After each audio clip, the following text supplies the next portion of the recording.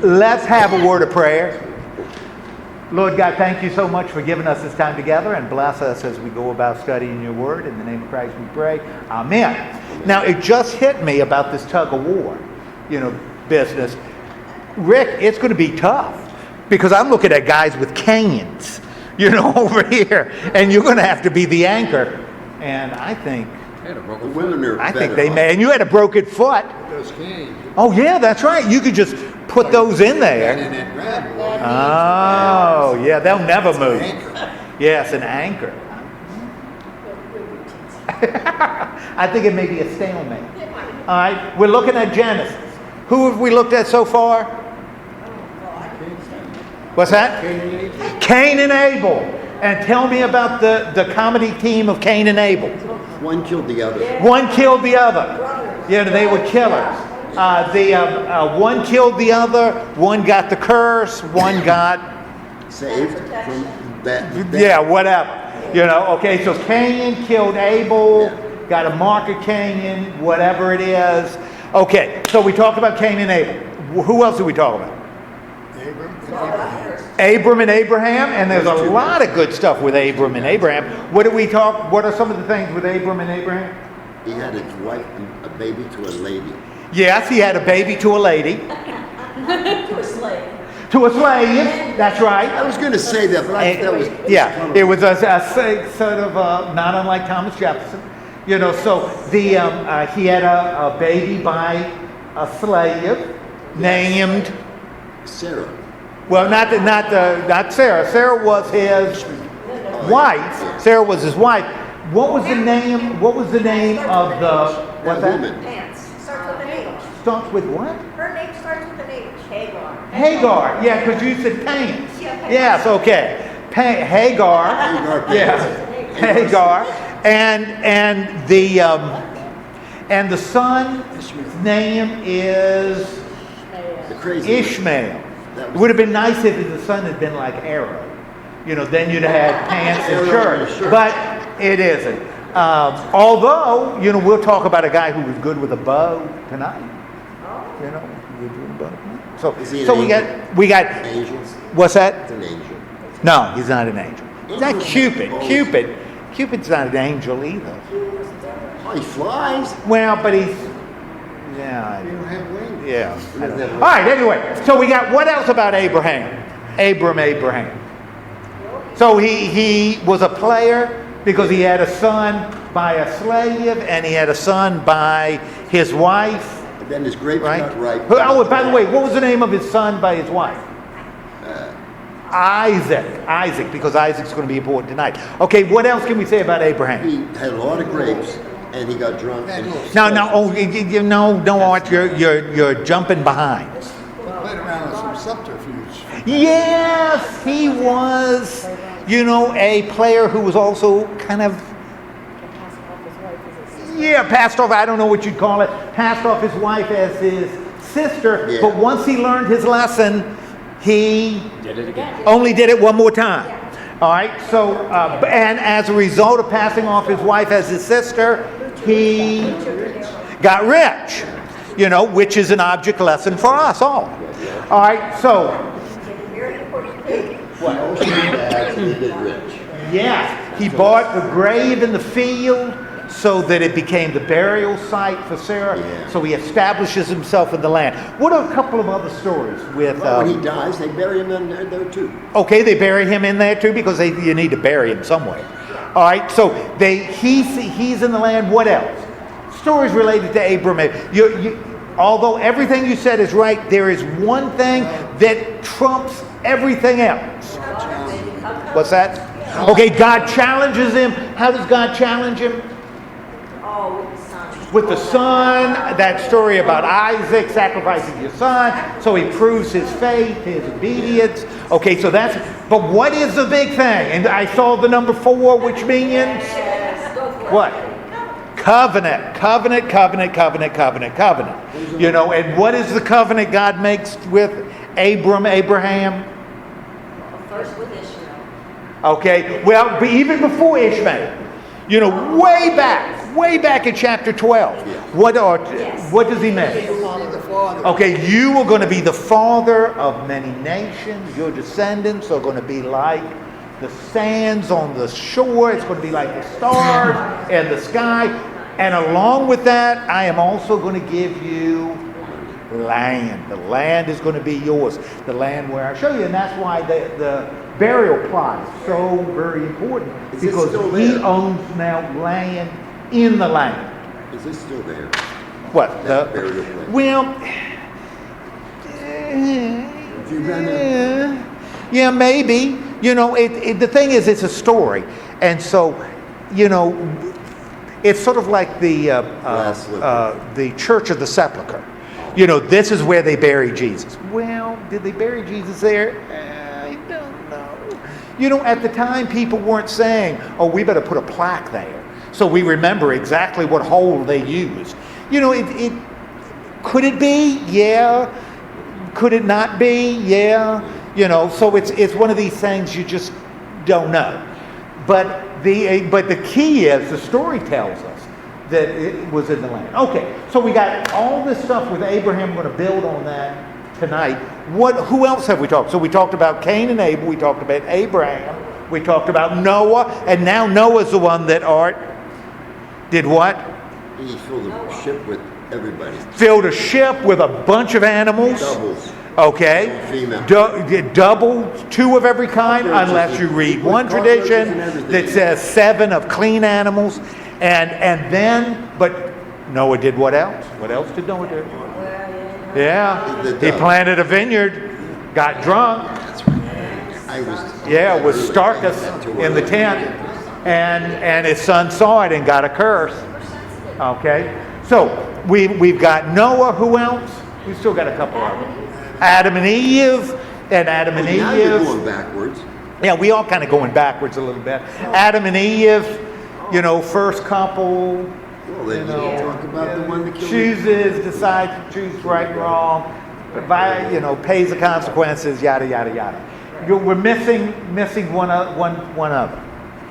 Who else did we talk about? We're missing a man. One other. Excellent. Thank you, Bob. Give Bob a round of applause.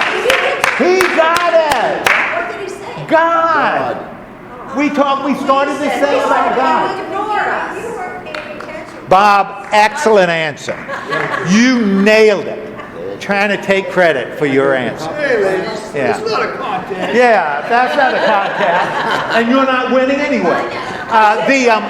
All right. So you got God, and what do we know about God? What do you know about God? Everything. Okay, he's all powerful, very organized, very structured, but he's also very merciful and kind and gentle. And he also gets the idea about getting his son down. What's that? He sends his son down here to be born. Yeah, but that's way later. I know. Way later. I know it is, but I want to tell you what. Oh, well, I appreciate that, Art. That's why they ask, who is that Art guy? He's wise. He's the one that's wise. All right, so we've done that. Now, we're going to pick up, where are we picking up? 25:19. Because what has just happened? Because Abraham has a son named Isaac, right? Who's going to carry on the promise. Now, last week we started to talk about Isaac. And Isaac, what happened with respect to Isaac? The big story last week? Got married. Isaac got married, right? And he got married to a girl named Rebekah. Okay, got married in that whole thing with Laban and, getting married and all the, the servant. And who was standing behind this story? Who is, even though he's not, God is. Even though he's not explicitly mentioned, God, we get the sense that God is involved. God is involved in leading the servant here. God was involved in Rebekah getting the water. God was involved in the conversation with Laban and Rebekah's mother. So God is involved in all of this, right? And so Rebekah goes back to the land and Isaac meets her, right? And the music swells, da da da da da da da. and Rebekah and Isaac, I almost said Rebekah and Rachel, and that's a whole nother story, run towards one another, and they embrace, and a big heart shows up. Yeah, so he could sing. You Sing know. a few notes. Sing a few more notes. What's that? Sing a few more notes. No. We don't want you to. I don't. We decided we don't want you to lose your temper. Yeah, I don't think I want to do it. I bet you have a good voice. I have a bad. You have an accent? I have a bad voice. Okay, file that away, because her brother is a piece of work, and he's going to show up in the story, not the story tonight, although he's going to be mentioned, but next week he's going to play a big role in the story. So we want to file away her brother. Well, how would you describe Laban? How would you describe Rebekah's brother? He's opportunistic. He is not, I don't know that he's evil, but when he saw that nose ring, He wants some money. he was thinking, We're in money now. we can cash in on this. Yeah, he's kind of a scammer. Promoter. A promoter. What we're going to see next week is, and I'll just drop this out there as a, what do they call it? Not a spoiler, Tidbit. a teaser. As a teaser, you know, he is going to meet his match next week in the scam department. In the scam, you know, he's going to meet his match. Okay, but anyway, so we've got the beginning of 19. What do we learn in verse 19:25? Is it sing? Okay, all right, we got a little bit of the chronology here, and what do we learn about Rebekah? Now, this should come as a shock to nobody. She is barren. Throw a dart at a group of Old Testament women, you're probably going to hit one that's barren. You know, so she is barren. Now, as soon as we see that she's barren, well, who else was barren? Sarah was barren. Yeah. So as soon as we see barren, we got an idea of the direction the story is going to go, right? Yeah. It's going to be Okay. Somehow, what's going to occur? She's going to get pregnant because God's going to overcome this obstacle. And you know, we still see that in the New Testament. Remember in Luke chapter 1, Elizabeth is barren, you know, and God overcomes. Mary becomes even more dramatic than just being barren. It's famous. Because she is a virgin. So I mean, but this idea that God overcomes this obstacle is a theme that repeats. Later, we're going to see the same thing happen with Samuel.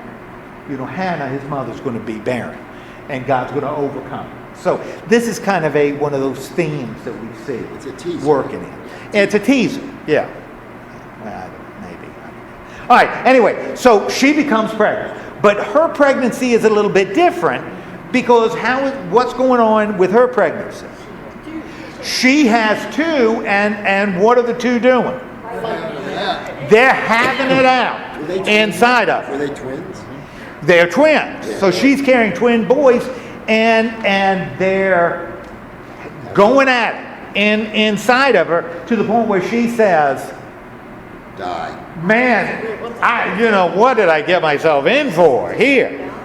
Yeah, I just as soon die. Now, again, remember, we look at this as a father talking to his son, and these things are answering questions, and we'll see the question that's going to be answered by these two twin boys kind of striving within herself. Now, so she's in this condition. Who speaks to her? Okay, the Lord speaks to her. Now we know then this is a Lord tradition, right? You know, so the Lord speaks to her, right? And what does he say? Okay, you got two nations that are striving within you. Okay? But the interesting thing is the older's going to serve the younger. Now, why is that kind of a radical thing? Usually it's the older that serves. No, the older that is served. The younger serves the older. The older is the boss. In the inheritance, the older gets a double share, in the inheritance. So the older gets the blessing. The older is the one who is favored. Except in my family, where my brother is the favorite, has always been the favorite. He's younger than you. And he's younger than me, always. Don't forget good looking too. Are you And is better looking, taller, has more hair on top of his head, was babied his entire But you're life. funny. Yeah. You have And humor. of course, he's saying the same thing about you. He shouldn't, because mom and dad loved him best. But not that I'm bitter. How old were you when I you ran am away? not a How bitter old were you man. when I you do were not kidnapped? regret. What's that? How old were you when you were kidnapped? When I was kidnapped, I was kidnapped and taken to Egypt, which is a whole nother thing. That's another show. Yeah, that's another story. But anyway, so this is not typical that the younger is going to be over the elder. Okay. Now, what does this? If this violates custom, why is it significant that the Lord said this to her? What makes that significant? Yeah, well, one's going to be what's significant that the Lord speaking to Rebekah, right, and says the younger one is going to be over the older. The older will serve the younger. Why is that? And that violates custom. Oh, Why yeah. is that important? Because I'm the oldest son. Well, who is making the decision here? The Lord is violating custom to put the younger above the older. Now, that's going to be really important because in the book of Malachi, and maybe more important than that, the Apostle Paul is really going to use that. That it's God that's making the decision. It isn't custom. It is God making the decision that the younger is going to be above the older. And remember, we talked about it a long time ago in the 9th chapter of Romans. What Paul uses he uses it as an example that, you know what? God's in charge and he can choose anybody he wants. It's not that God chooses the good guy, or the one who is best or the one who is oldest. God can pretty much choose whatever he wants. But we do know God's intention is always mercy and compassion. Because that's what Paul says. He doesn't choose one to be vengeful. He doesn't choose one to be vindictive. And he doesn't choose one to be punishing. He chooses one over the other in order to work out his plan of mercy and compassion. And that's what Paul says in the 9th chapter. So this idea that the older will serve the younger is used twice, once in the Old Testament, once in the New Testament, to signify that it is God in control. Do you think God has that control over birth in the world now? Well, I think over what do you mean birth? How so birth? Like they were both born close to each other. Right. So, do you think Do I they believe live or die? Well, a woman that can't have children has them. You think it's God doing all that? Now, Art, that's a great question. For another Any day. other question? No, it's a great. You know why it's a great question? Because of the nature of God, and by God's nature, God is eternal. And one of the tricky things with eternal is eternal doesn't mean forever. That's not eternal. Eternal isn't just a long time. Eternal refers to, when we talk about it as part of God's nature, as timeless. In other words, time is not relevant to God. Okay. Because God is eternal. God, just like God is omnipresent, spatial restrictions are irrelevant to God. It's not that God is really big, but space is not relevant to God. Time is not relevant to God. Power is not relevant to God because God is all powerful. God is omnipotent. Therefore there's no limit to his power. There's no limit. He's not limited by time. So time isn't just going like this. Time is going like this. Time is now. If I say God is eternal, therefore it's timeless. Yeah. Time is irrelevant. Therefore everything is present in God now because time is not relevant. God doesn't have a past. God doesn't have a future. God is. God is. And that's the name for God. You know, when the voice comes out of the burning bush to Moses, you know, what is your name? He says, I am. Well, what does that mean? It means I am. It's not I was or I will be. It is I am, because everything is present in the mind of God. Now, That makes good sense. to go back to your question, Yes. you know, if everything is present in the mind of God right now, because God is eternally present, that means tomorrow, your tomorrow, is present in the mind of God now. Right? Yes. Because He's eternal. Now, is it present in your mind now? Yes. Tomorrow? Heck no. Because you haven't what? You haven't experienced it yet. So for you, tomorrow is a mystery. Oh, To that's- God, it's not a mystery. You know, we use that in AA too. Today, today is, well, anyway, today, we live today, tomorrow is a mystery. We can't change yesterday, Right. and we live today, Right. only today. Exactly. And Now, what we do today is going to have implications to tomorrow, but tomorrow's still a mystery. Right. You know, and that's why, you know, Jesus says, man, tomorrow's got enough worries for itself. Focus on today. But if God is eternal, then your tomorrow is present in the mind of God right now. Your next year is present in the mind right now. wow. So, do you say that God has determined the future? I don't know, depends on how you define it. But certainly the future is present in the mind of God Today. right now. In other words, God doesn't look at us and say, whoa, that surprised me. I didn't expect Him to do that. You know, you don't do that. Now that's what we do. But God doesn't, because God is not us. You see what I'm saying? That's why it's when you start getting into, I think, the nature of God. You know, what is God? Faith. The best you can do, it comes down to faith. Yes. The best you can do is what are called metaphors. And if you don't know what a metaphor is an image that means something. And what we come up to understand God is we come up with metaphors that our brains can get around. You know, because we can't understand eternity. I mean, how do you understand something that has no limit? We can't, because we're limited. It's a mystery. That's right. And so what we have to do is reduce it to story. Yeah. We have to reduce it to metaphor. We have to reduce it to parable. We have to reduce it to images that we can understand. Doesn't mean that those images Are gonna happen. are or we force it on God. Right. You know, that because this is an image we use, God walking in the garden. Well, God must have walked in the garden. No. They're using an image that human beings can understand. We can understand something passing through a garden, but how do we understand the eternity of God? We can't. To change the oldest son to be the servant. Of Exactly.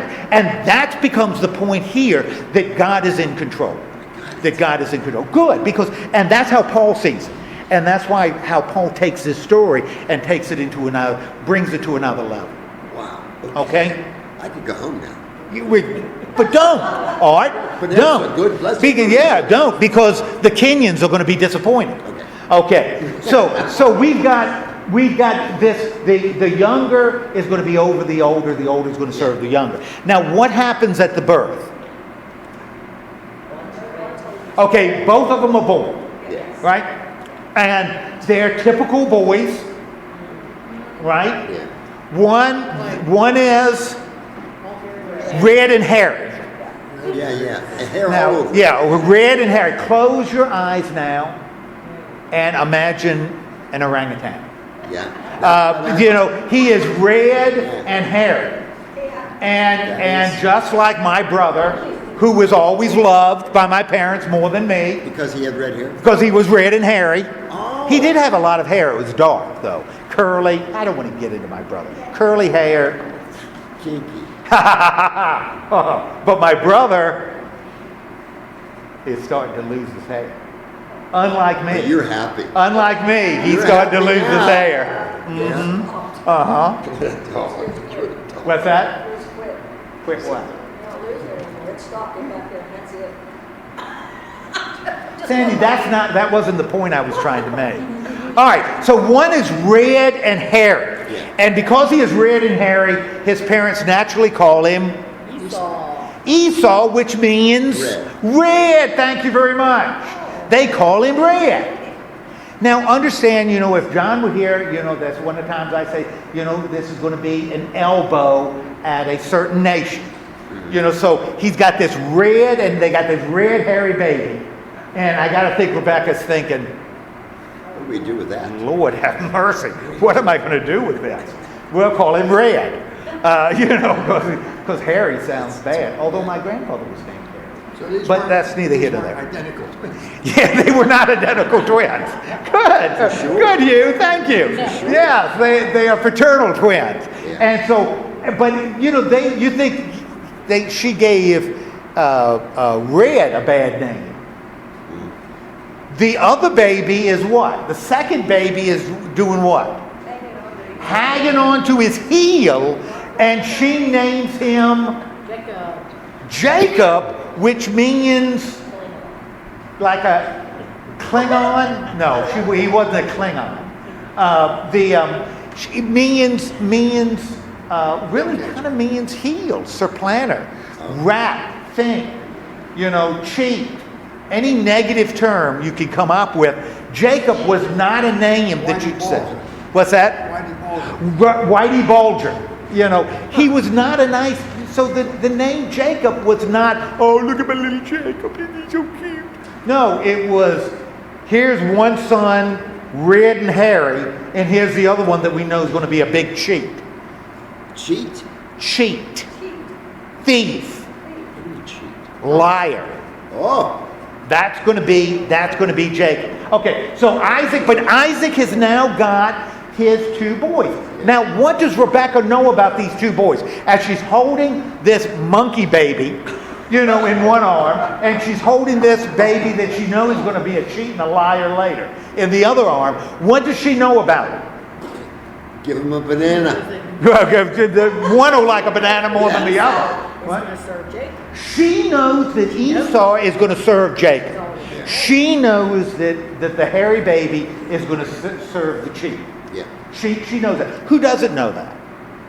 Everybody else. The babies don't know it. Who else doesn't know it? Isaac doesn't know it. Isaac doesn't know it. One other person knows it. Who else knows? And this is tricky. Who else knows? Who else knows? Well, God knows. Who else beside God and Rebekah know that Esau is going to serve Jacob? Who else knows? God. Well, we already covered God. Who else? Beside God and Rebekah. I'd never say Rebekah. And this is what's important to always file away when you're reading these stories. Who knows? God. We do. We heard the voice of God. So we know. We're not in the story. We're not supposed to be in the story. We're looking down on the story. So we're not participants in it. We forget that. Okay? Sometimes we do forget it. But that's really important because, and it's the same thing throughout all the narratives in the Bible. Yeah. There is not a narrative in the Bible where we are supposed to be part of the story. We are always looking down. We generally have, maybe always have, but I'm not sure enough to say always. We're looking from God's perspective on these stories. Yeah. We're not looking from a human perspective. But God We see knows. what God sees. But God. Because we know motivations. We know what's working inside of hearts. We know when people are angry or jealous or happy or humble or sad. We know that, and if we were in the story, we certainly don't know everybody's motivation. But we do when we're reading these stories. So that's an important thing to note, that we're not supposed to be part of it. We're supposed to be looking down at it. We do that, though. Okay. I did it. I think we do. I think sometimes we do, and sometimes I'm not criticizing any particular colleague, but because I really am not, because I don't know any that necessarily do it specifically. But sometimes preachers will sort of say, well, imagine you're in the story. Well, that's wrong. You're not supposed to imagine you're in the story. You're looking down on the story. That's the whole point of the story. Isn't that you're a part of it. You are looking down on it. Therefore, you're learning from it. Because you know what's going on and somebody in the story doesn't. So we're not standing by Peter when he denies Jesus. We know he's doing something wrong. So we're not standing there feeling the fear he felt. That's not where we're supposed to be. We're supposed to be looking down on it. Okay. All right, so they grow up. We got these two. We got the hairy monkey boy and we got the little sheep. And they grow up. And how do they grow up? What does the monkey boy end up doing? Getting a tail. He becomes a skillful hunter. Oh, yeah. And Jacob becomes a quiet man, right? And he lives in tents. And he becomes, and I'm glad you mentioned that, because of the two, only one is fit to be a shepherd. Who's the one that's fit to be a herder? The red. Jacob. Jacob's fit to be a herder. I mean, you can't manage a herd of sheep if you're doing what? Going out hunting all the time. That's what hunters and gatherers do. Jacob is more settled, because he's taking care of the flocks. Because he's a quiet man, lives in tents, and tents move around. So why Esau? Now, we've got two parents, right? How do they feel about their sons? She loves Jacob, and Isaac loves Esau. Isaac loves Esau. Rebekah loves Jacob. Of course, Rebekah knows something that Isaac doesn't know, which is Esau is going to serve Jacob. Jacob is number one. Isaac loves his elder son, which is the way it's supposed to be, but he doesn't know that the elder is going to serve the younger. Okay, so they love. Now, one day, Jacob's living in tents. What's he doing? He is cooking. And what is he cooking? He is cooking a stew. Okay? And he's cooking that stew. He's stirring that. And it's a special stew because it's made of lentils. It is a lentil stew. Lentils good for and you. every lentils are good for you. So he's cooking this lentil stew. And we know that's cooking the lentil stew, and the stew must have what color? Red. It's red. So he's got cooking this red, so it must have some beets in it. Because he's cooking this borscht kind of stuff. He's cooking this stew. And his brother, who's been hunting, comes in. And he's still red and hairy. So his arms are kind of dragging the floor, as he comes in. And he says what to his brother? I am famished. I am famished. And I love this. He is famished. I am so hungry. I'm starving to death. And, when you think about kids, Maggie says that all the time. I'm starving to death. Maggie, you're not starving to death. You could live on what you have accumulated for a while. You are not starving to death. So but starving to death, that's what Esau says. I'm starving to death. And Jacob says, I'm making this red lentil stew. What a fortuitous situation. I'll make a deal with you. And what is the deal? I will sell you this stew for your birthright. Okay?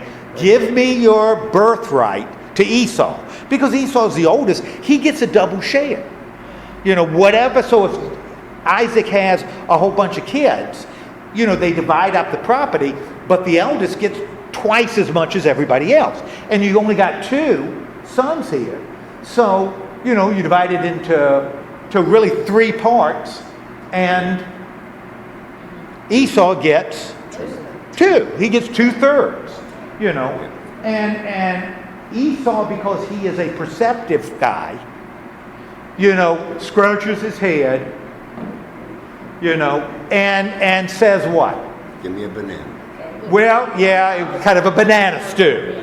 Says, I am going to die here if I don't eat this lentil stew. That birthright will do me no good when I'm dead. Give me a bowl. Okay? And what does he do? What does Jacob do? Jacob makes him swear. Oh, makes him swear, and he sells the birthright. Okay. Now, this red stuff he eats is called red, just like Esau is red. And remember, right at the beginning, it said there are going to be two nations. It's going to be Jacob's going to be a nation, and Esau's going to be a nation. Just Jacob's nation is going to be great. It says here that the red stuff in that pot, evidently, well, Esau, that's red. You know, the name Edom is related to red, or the writer says that's related to what's in the pot. Edom's going to be an independent nation. Remember, we talked about the children of Lot, Yes. and his daughters, and one of the Ammonites, and the others are the Moabites, come from that, and it was the writer giving a shot at these two nations, you know, that they were the result of, you know, Lot and his daughters, so their background isn't very good. This is another nation, and this is going to be the big competitor. You know, Edom is going to be a big deal. Israel and Edom are going to go at it forever. You know, in fact, when this is written, Israel and Edom are going at it with one another. You know, they're fighting. This communicates to the reader that which nation, Israel or Judah and Edom, which one's more important? Israel. Yeah. The children of Jacob are going to be more important than the children of Esau. So the nation that will be the result of Jacob is going to be more important than the nation that's the result of Esau, which is Edom. Which is Edom. The Red Sea. What's that? Right. By saying your nation. Oh, by the way, your nation is, you know, the Republic of Stew. You know, because that's what he's saying. This red stew. That's where they got the name for the country. You know, that would be pretty. You know, it's like, you know, your nation is a Hamburg. Yeah. You know, you're the Republic of Hamburg. A lot of respect. You know, it's not much. You're a hot dog. It sounds like You know, brothers, though. yeah, it's not. It's Sound not. like brothers. Okay, so he ends up getting the birthright, right? And then we've got this long excursion into other stuff. So now we know that doesn't seem to indicate that there are any children here at all, because what follows is kind of an independent traditions that follow, right, in the narrative. Don't seem to be linked with what we just read, because what we just read had to do with who? The two brothers. Jacob and Esau, right? And then all of a sudden they're gone for a while. All right? And what do we see right at the beginning of chapter 26? Okay, there's a famine. And whenever there's a famine, because we've seen this before, where does Isaac go? To where the food is. Well, but he goes to a certain person. Abimelech. Now, we have seen Abimelech before, right? Who went to Abimelech? Abraham. His daddy went there, right? And remember there was that little story? Well, yeah. And Abimelech here is king of the Philistines. Now, king of the Philistines. You know, okay, king of the Philistines. Well, there's a little problem with him being king of the Philistines, because when this was supposed to have taken place, there were no Philistines. You know, Philistines didn't appear until much later than this story is supposed to take place. Now, the people who are reading this story knew about Philistines. They knew about Philistines because Philistines were related to Phoenicians. You know, so it's going to be a later people living along the coast. The Philistines, they would have known, but when this was supposed to take place, these stories, there just weren't any Philistines around. Now, by giving them the name Philistine, either we got a choice. We got to say, well, we just don't know. Philistines have been here a whole lot longer. Or we could say this is a story, and they used a name that's meaningful to the reader and not necessarily appropriate at the time it was written. I think it probably makes more sense that he's using a name that's associated with the reader. But if they find out that Philistines were there thousands of years before, I don't care. You know, that's okay with me. It just doesn't matter that much. You care? Well, Art, you know, I believe you care. You're a caring person. Okay. Art is a caring person. Anyone, for instance, if you were a king and thinks that Art is not a caring person, you would be wrong. Art is very caring. Okay. Yeah. We don't want to mention that that's a lot of baloney. You know, because, oh, I'm sorry. Yes, that's right. All right, so anyway, he goes there, and what happens to him? As there's a famine in the land, he's looking for help, for food. But what happens that's really important? The Lord appears to him. Again, a Lord tradition, you know, the proper name for God. And what does the Lord say? Don't go to Egypt. Okay, don't go to Egypt. Instead, go to the land that I will show you. And then what does the Lord do? Gives him money. Well, he gives him something. What does he give him? He gives them, remember 4 times to Abraham? What does he do? What does the Lord do right now? He establishes the covenant with Isaac. Yes.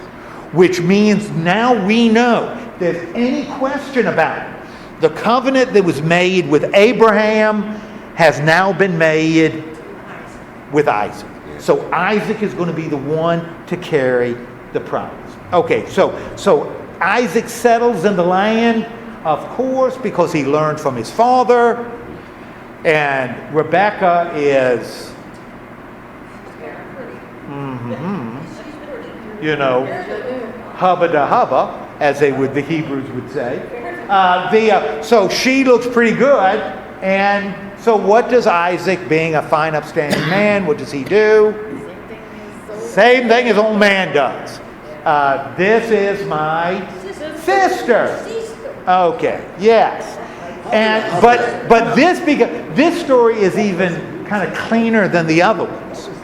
You know, because when Abraham did it and they were in Egypt, you know, you kind of get the sense Pharaoh sent for Sarah, and you know, and then with Abimelech before, you know, Abimelech, but he didn't touch her. So the stories are getting easier each time. In this story, it seems as though he says she's his sister. Yeah. But evidently, yes. He was touching his sister. He was. I mean, for the audience to see. He was. Let's just say he had turned the corner of first base. You know, he was securely on second base. Oh. You know, with his sister. Yeah. And Abimelech just so happened to have his binoculars and saw this and said, "Whoa, yes, what's going on here?" And calls Isaac and says, "Are you from West Virginia? My gosh!" Oh.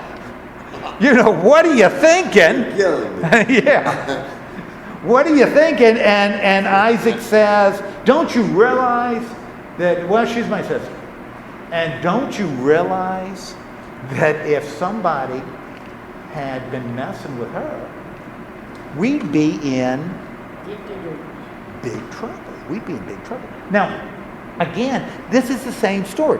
Now, whether it was one story that they spawned coming through different traditions, whether it was one story that they used 3 times, I don't know. There's a lot of parallels between the stories. It seems though each time it becomes a little less dramatic, because here Isaac lies, but he's not profiting from the lie, like we got with Abram and Abraham, you know, who ends up getting rich because he lied about Sarah. We don't get that sense. Well, but we didn't know, and Abraham didn't know he was going to profit. No, Abraham didn't know, although he kind of got the idea when people were giving him donkeys. that somehow he was, on He didn't do the deceit. to profit. Yeah. To profit, Oh. yeah. Now, but we do see that Isaac profits, right? And this is kind of significant, what Isaac does, and that results in profit. And why the writer put this in, I'm not sure I fully understand. But it seems to me to be fairly significant, whether he's intentionally doing, and you always have to assume when you're reading scripture, that everything in there is intentional. If you start saying, well, that's an accident, that didn't mean anything. Well, then you can apply it to everything. Yeah. And say, it didn't mean anything. So you got to assume that there's a reason why the writer is putting it in there. Yeah. Why does Isaac become profitable? He sowed seed. What? He sows the ground. In other words, what is Isaac? A farmer. What is he? He's becoming a farmer. Yes. He becomes a farmer, and his yield is 100-fold, which is Much more. unbelievable. Yeah. I mean, that is, what that's saying is that every seed of grain you're planting, the head has 100 seeds Yes. in the head. You don't see that. That didn't happen. So this is an unbelievable yield, which shows who's behind this yield. God's behind the yield. Now, what I find fascinating with this, and I don't know why the writer included it, and if somebody has an idea, I'm open to it. Isaac is becoming a farmer here, and farmers don't tend to follow herds. They aren't shepherds, because when you're a farmer, you got to stay in one place. And farmers, when they settle in the land, are going to be that's going to be dangerous to the people of Israel, because it's going to lead them to worship false gods, agricultural gods. Now, why the writer, and I think the writer does it intentionally, because he doesn't just say, well, he increased his wealth 100-fold. No, He said he planted seeds in the ground, and he got 100-fold yield. That's very intentional.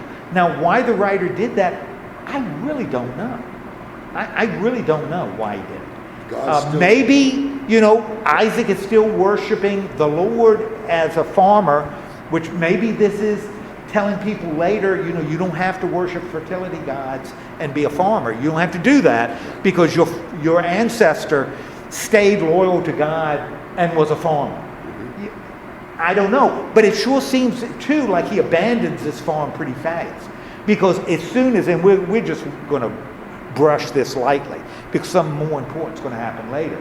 As soon as we deal with this, his wealth increasing, what ends up happening? Because his wealth is increasing.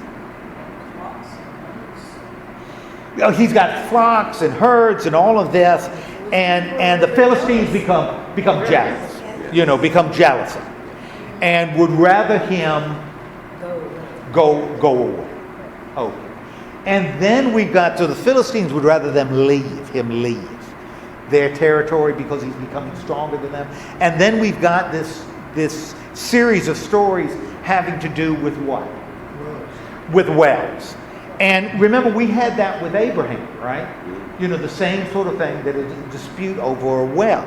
And understand, in a place where there's very little water, wells are really, really important. They're really, really important, especially if you have herds. So you move from well to well, because you're also looking for grass. So you need water and you need grass, but it's nice if you could have them together. The only way you're going to have them together is to have a well, because the sheep will eat the grass. You can't put them in a pasture and leave them there, because they'll eat the grass. So you got to constantly be moving, and you need to have wells in your territory. And what are the Philistines doing to Isaac's wells? They're filling them up. And so you end up with Isaac and Abimelech doing what?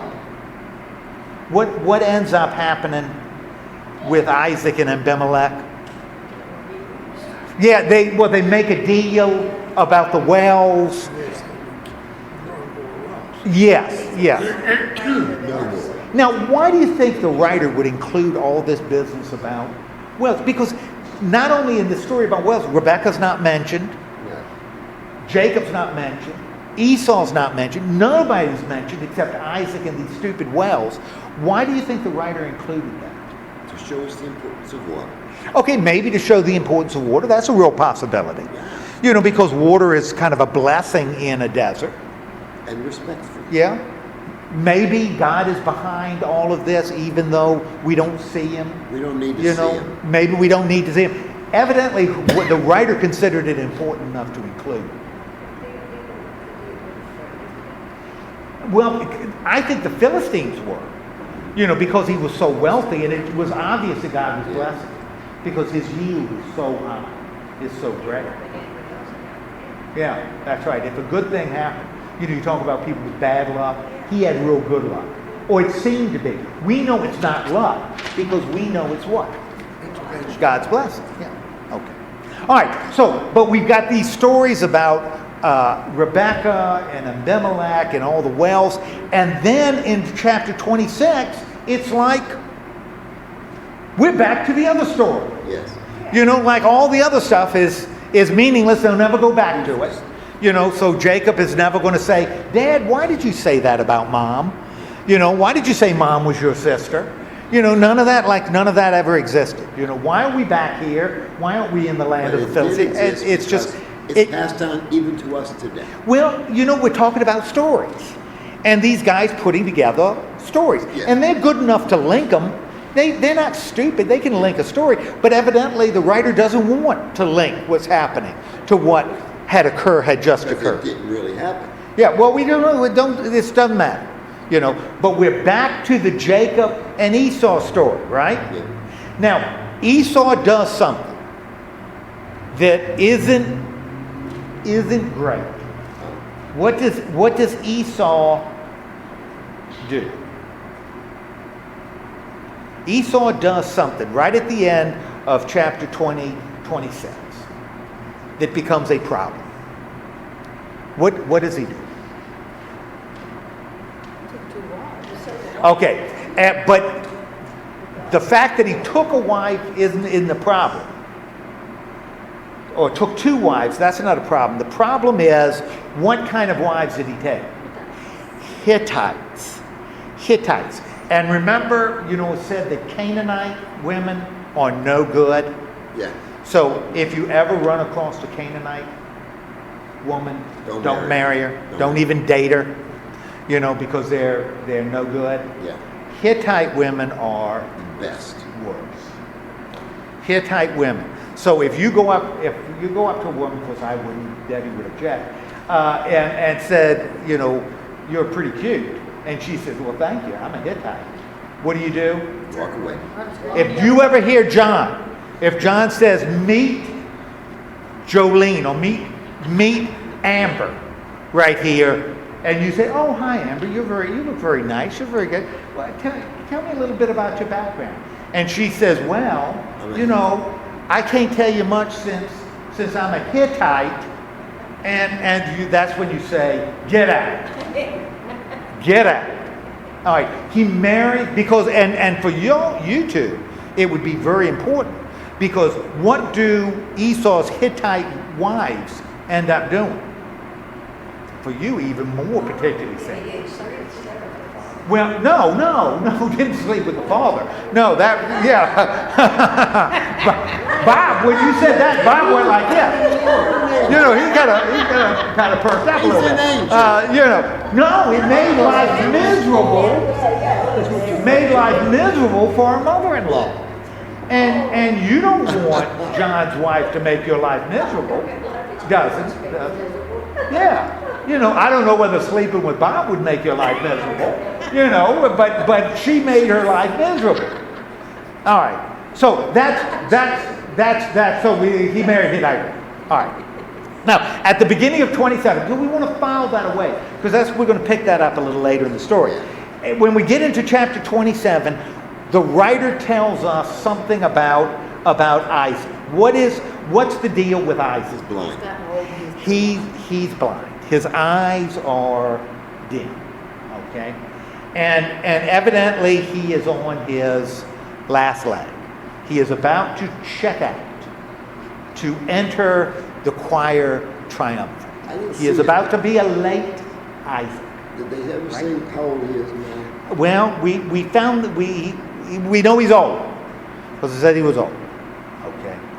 And he calls Esau in, right? And Esau says, "Here I am." Now we've seen that before, because that's what Abraham said. So Esau says, "Here I am."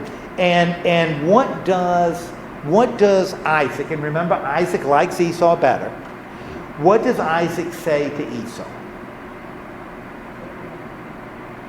What does Isaac say to Esau? Pretty old, go take care. I'm old.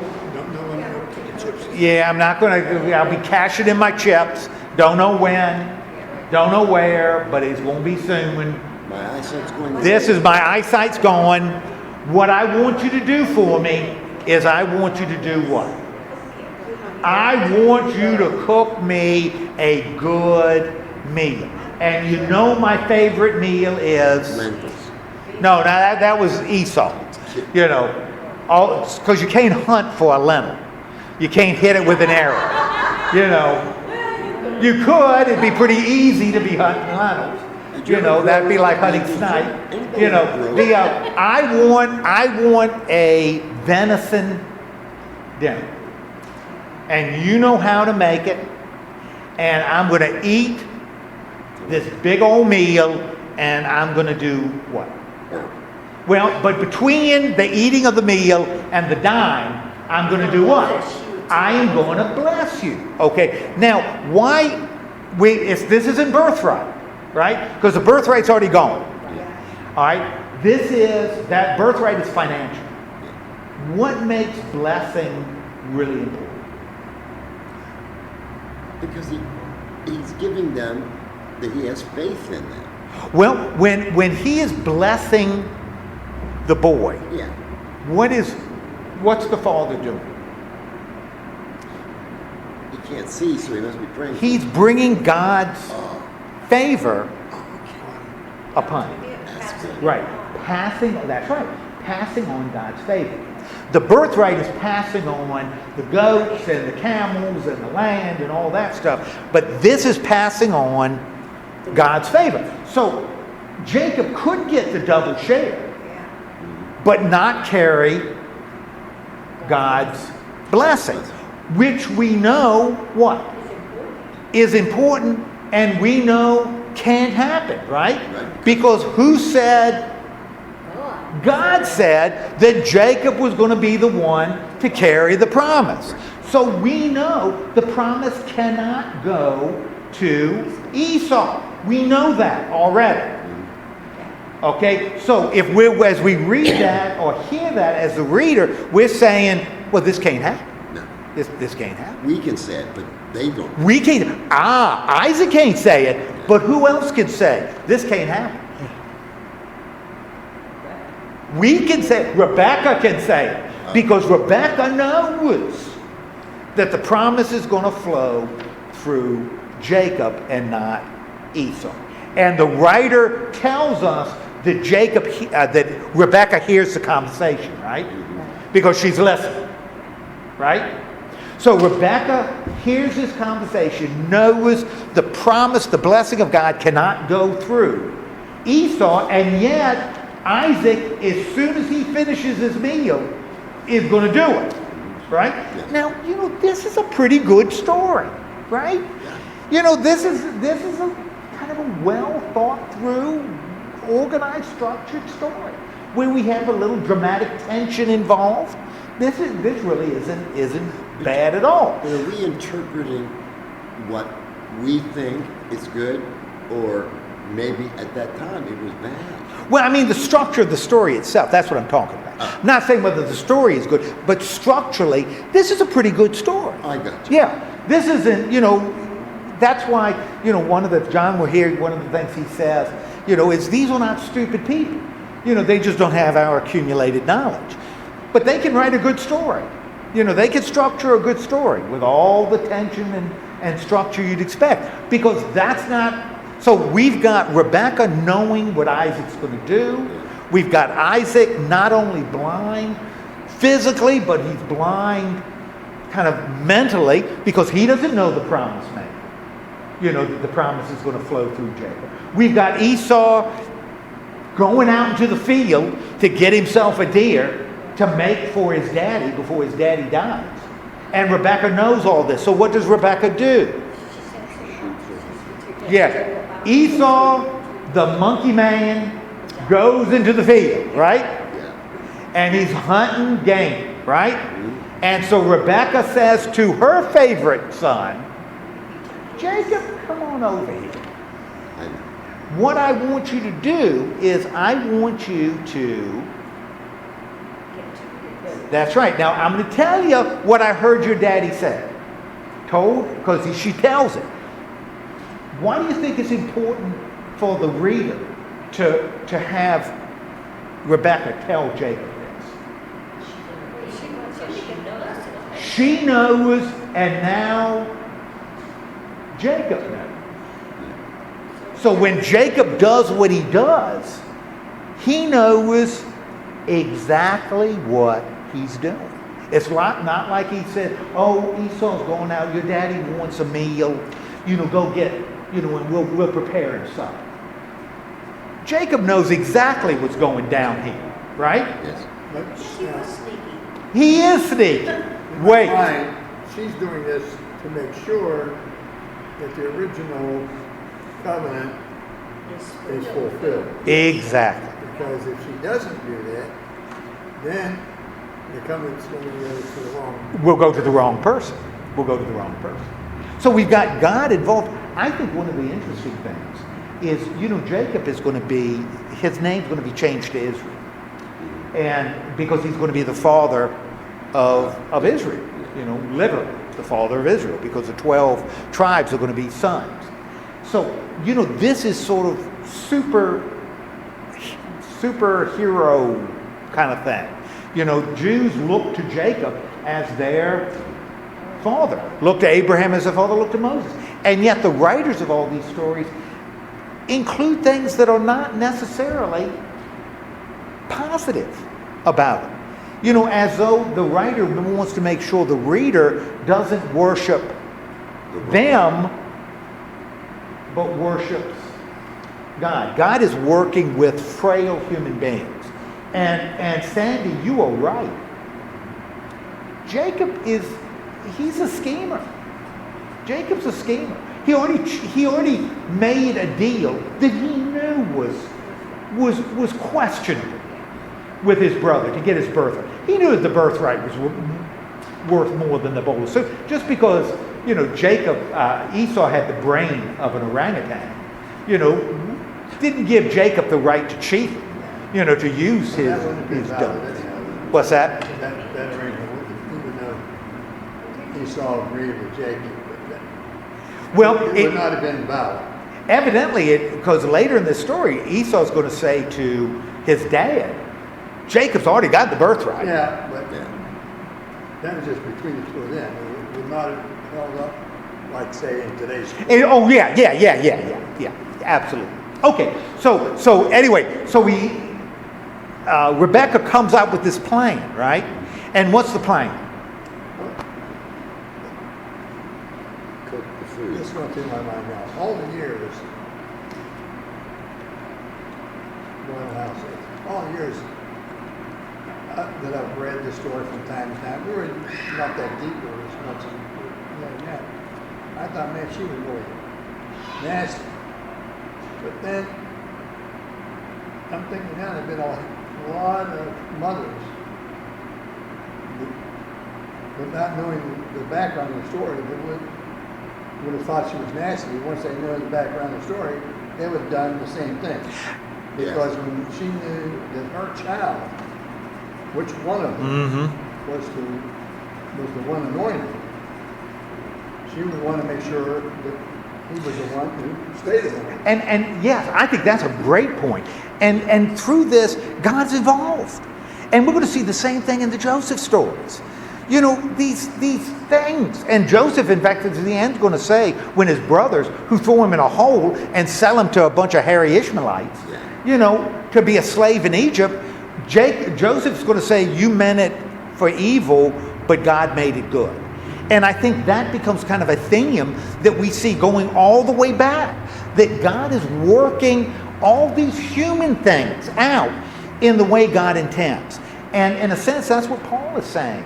You know, when he says God chose to love Jacob and hate Esau. You know, that this is God behind the scenes, constantly working. Well, she comes up with an interesting plan, right? And Jacob is complicit to it. You know, because she says, get me 2 goats. And what are we going to do with the goats? We're going to eat them. Well, we're not going to eat them. No. We're going to give them to Dad. And Dad's a little senile, so we ain't going to be able to tell the difference between goat and venison. One of the things that's important just to be aware of, and this may have been the case back then, certainly wasn't the case in the Middle Ages. You know, we think of people then, when you served meat, you know, there was like a big hunk of meat, right? And they take it out, eat it, right? Like that. But that's not the way they served meat at all. They served meat under a lot of sauces and put a lot of spices on meat. Now, why would they serve meat under a lot of sauces with a lot of the meat might be sour. Because they were eating a lot of rotten meat Because there was no that tasted terrible. And so a lot of bad meat. They had no refrigeration. You know, so when you were eating meat, they put a lot of sauces on it so you couldn't tell that it was spoiled. So a lot of sauces, a lot of spices. What's that? Until later that evening. Yeah. You know, that's why sugar became so important in the Middle Ages. And salt, sure. Salt was for preserving. Sugar, you know, what they would do is they put sugar in milk. Because milk soured. I mean, milk soured, and the only way you could get it down, but you couldn't dump it out.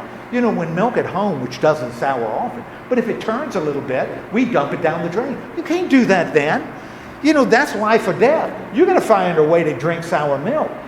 It ain't easy unless you put enough sugar in it, you know, to sort of change the taste.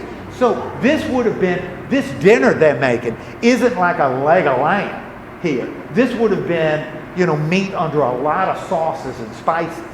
So you couldn't really tell what the meat was to begin with. But when they make movies and they have this served like that. A lot of baloney. That's No, I don't mean that way. This way. Yeah. The way you're saying. It makes more sense. Oh, absolutely. You know, Vikings would have never been chewing in big hunks of meat. I mean, if it's spoiled, that's one way to die. You know, and you couldn't have gotten it down. You know, so it would have been a lot of sauces. Yes. They also wouldn't have been eating potatoes either. They were making this meal only for the father, Right. right? So why would they kill 2 now? Only kill 1 since they were worried about spoiling. Yeah, Doesn't make sense. yeah. But they do. They kill the animal, but Jacob says, I got a problem, Mom. Yeah. Morally, I cannot cheat my father that way. That's what Jacob says, right? Heck no, he doesn't say it. He says what? Oh, we got a problem though. Dad may be blind, But he has touch. but he still has a sense of touch. And my brother, I don't want to criticize my brother, but he looks like an ape man. He is hairy all over, and he must have been. Because Rebekah says, I've got a solution. I'm going to do what? I'm going to put goat hide on your arms and hand and around your neck. So when your dad feels you, he's going to feel goat hair, which is just like your brother. You know, he had to marry Hittite women because Hittite women would be the only ones that would have it. Yeah, who would win? It was real. So he was one hairy guy. All right. So Jacob says, okay, problem solved. And I want you to wear your brother's clothes and do not something very similar to what my dog did last Monday. That caused me to have to give her a bath before Debbie got home. Yeah. She did it and rolled. I want you to put on your brother's clothes and roll around a little bit so you smell like the field. Yeah. Hunter. Yeah. Uh-huh. You know, and Jacob says it's worth it. So they get the meal, get it done fast because Esau could show up any time, right? And serve it to Dad, and Dad says, This is great. he said, wait a minute. Yeah, is that you, Esau? And Jacob, being a honest, godly person, says, Yep. yes, it is, Dad. And Dad says, that's funny. You sure sound like Jacob. Oh, it is. Oh, it's me, Esau. Yeah, Hair man. hairy man. Well, you smell like Esau, which there's a reason they haven't come out with Ode to Esau. You know, that's not one of Calvin Klein's, scents. Ode to Esau. It'll make you smell like the fields, like a cow pasture at noonday. It'll turn on those Hittites. So he says, well, you smell like Esau, but I got a way to make sure. Come over here, son. Well, you know what? Yeah, you must be, because you are one hairy guy. And Esau, the apple of my eye, is a hairy apple. So you must be Esau. So he chows down on the food and says, come on over here, son. Let me do what? I am going to give you a little blessing. And what does the blessing is? Oh, the earth is going to, you're going to have the dew and all this good stuff of heaven, fatness of the earth. People are going to serve you. You're going to be Lord over your brothers. Everything's going to be great, right? And Jacob says, thank you, Dad. And he leaves, and as he's leaving, who does he pass in the hall? His brother with a plate of food. And his brother says, how does this look? How does this look, Jacob? And then Jacob says, why are you so hairy? Why are you wearing that skin? Well, I was a little chilly. Go ahead in on. Dad's waiting on you. And he comes in, and Esau says, here it is, Dad. And Isaac says, wait a minute, who are you? And Esau says, don't you know me? I'm your firstborn. And Isaac starts doing what? Because Isaac knows what? He has been hoodwinked. Yeah. He has been fooled. And he says, I thought it was you, but it's your brother. And I have already done what? I have blessed him. And when you bless somebody, you can't take it back. And Esau says, golly gee, Dad, my brother has already done what? Gotten my birthright for a bowl of red stew. Now he's got the blessing. Don't you have anything for me? And Isaac says, well, I was saving this blessing for your brother, but now I'll give it to you. And the blessing is what? You ain't going to get dew. You ain't going to get Mountain Dew. You're going to live by the sword. You're going to serve your brother until you break loose someday. Your descendants someday are going to break loose of his yoke. And you're going to cause a lot of trouble to him, which is what he's reciting is a history of the relationship between Edom and Judah. You know, that they have these, sometimes Edom is on top, sometimes Judah's on top. Okay, so now, bless us, how does Esau feel about his brother? He hates his brother. And now Esau is a hunter, right? And he's a big hairy guy. You know, so he could really hurt the quiet man, Jacob, right? The quiet man, the quiet scheming man. Yeah. He could really put a hurting on him. And he wants to kill him, but what's keeping him from killing him? His good side. Well, his father, and what appears to be, he says, what am I going to do?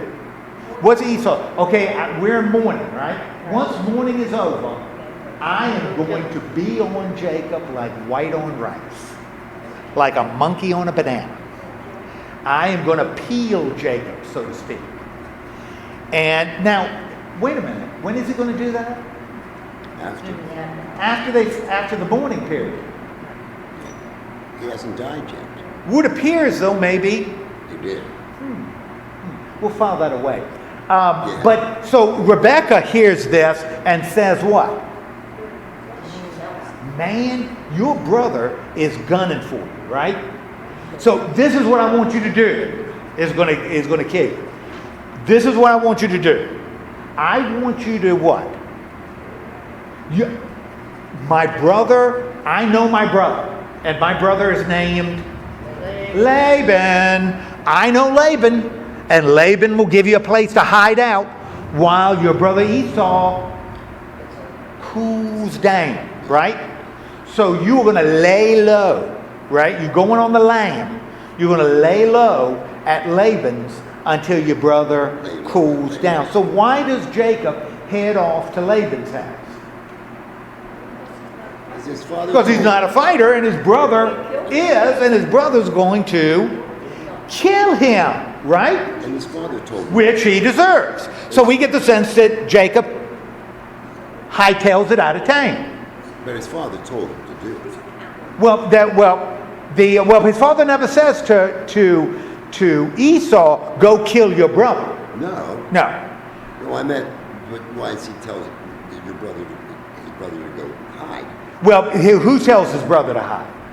Rebekah says. Rebekah, you know, well, why might Isaac tell him to hide? Because Isaac may be dead, they're mourning. You know, maybe he says after mourning, I know Dad's going to die soon. So we're going to wait till he dies, and then we're going to mourn for him, then I'm going to kill him. Could be that in this tradition, he's already dead, we're in a mourning period, therefore, it's not like we're talking about an indefinite period of time. Well, Dad is still fine. He could go on for another couple of years. You know, that maybe they're in a mourning period, and the mourning period is, what, like 30 days, and we're on day 25. If you hang around for another week, Esau is going to do what? He's going to kill you. So you have got to get out of town. And that's why it goes to Laban. Until we get to verse 46. Because what is the situation in verse 46? Okay, Rebekah is complaining to Isaac. Now we're picking up a story that was way back, right?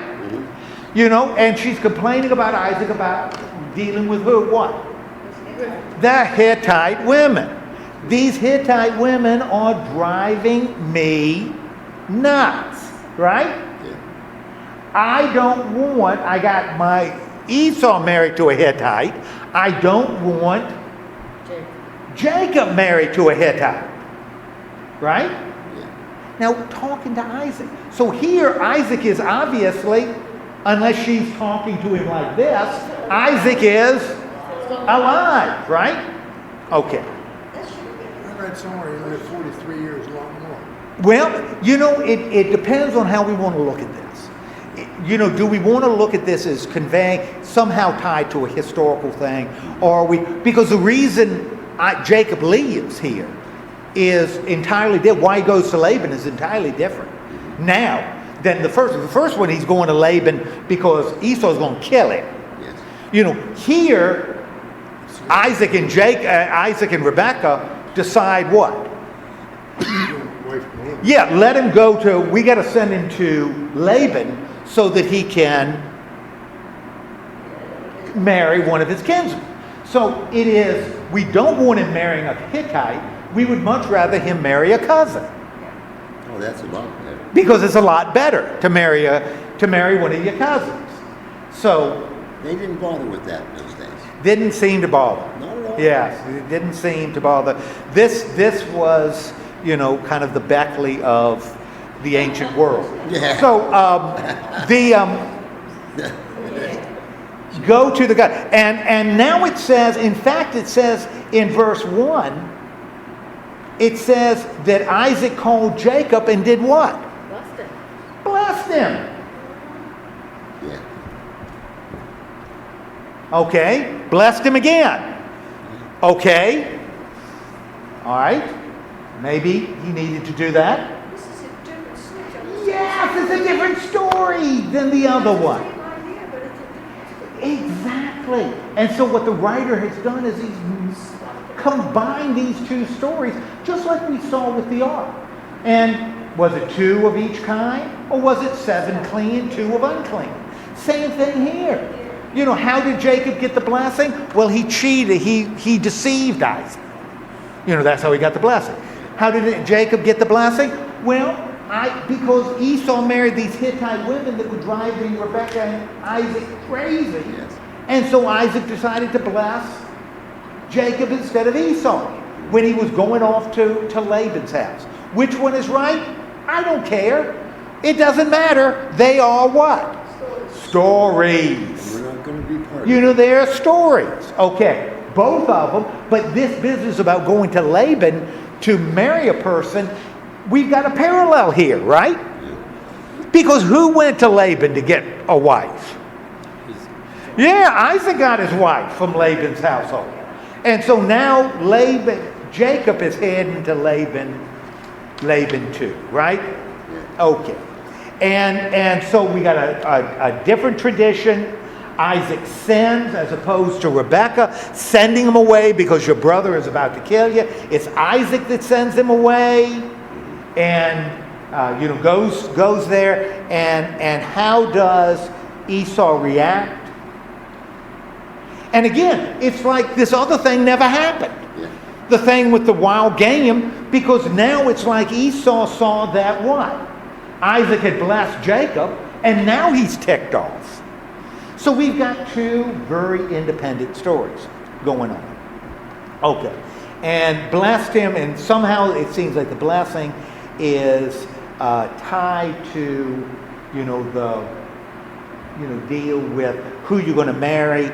And so what does Esau do?